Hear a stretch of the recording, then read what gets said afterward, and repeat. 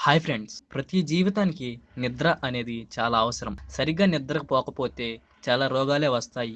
రోజుకి సరిపడా నిద్రపోతేనే ఆరోగ్యం చాలా బావుంటుంది. మామూలుగానే మనకు నిద్ర పట్టదు.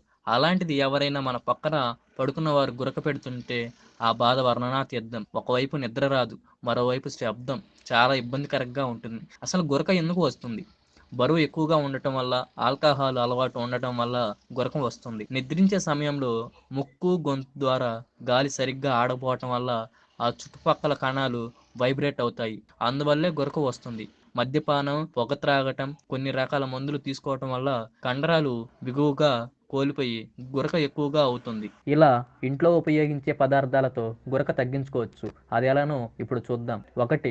మరిగే నీటిలో 4-5 చుక్కల యూక్టాలిఫస్ట్ ఆయిల్ వేసి తలపై ముసుగులా కప్పుకొని రాత్రి పడుకునే ముందు 10 నిమిషాల పాటు ఆవిరి పీలిస్తే గురక తగ్గే అవకాశం ఉంది. 2. ఆవు నెయ్యిని రోజు కొద్దిగా వేడి చేసి కరిగించి 2 చుక్కల చొప్పున ముక్కు రంధ్రాల్లో పోసి పీల్చుకుంటే క్రమంగా గురక సమస్య తగ్గుతుంది.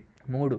అర టీ స్పూన్ యాలకుల పొడి 1 గ్లాసు వేడి నీటిలో కలిపి రాత్రి నిద్రపోయే ముందు తీసుకుంటే మంచి ఫలితమే లభిస్తుంది. 4. 2 టీ స్పూన్ల పసుపు పొడిని కప్పు వేడి పాలలో రాత్రి కలిపి నిద్రపోయే ముందు తాగి పడుకుంటే గురక తగ్గుతుంది. 5. అర టీ స్పూన్ ఆలివ్ ఆయిల్, అర టీ స్పూన్ తేనెను రాత్రి నిద్రపోయే ముందు తీసుకుంటే గురక తగ్గుతుంది. ఈ చిట్కాలు పాటించినప్పటికీ గురక పోతే అప్పుడు డాక్టర్ని సంప్రదించవలసిందిగా నిపుణులు చెప్తున్నారు.